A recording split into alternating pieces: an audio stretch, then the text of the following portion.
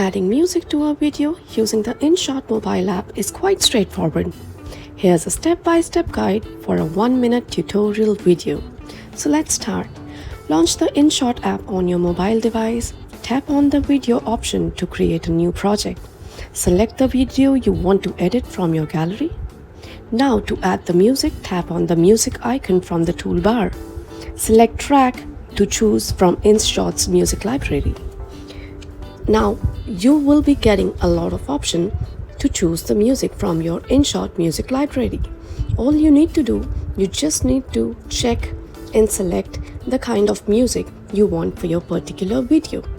There will be one option which will be coming which says use.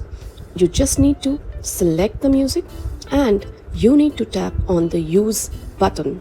Once you are satisfied with your video, tap on the save button at the top right corner, choose the desired resolution and export the video. The video will be saved to your device gallery. If you find this video helpful, please like, share and subscribe to our channel. Thank you.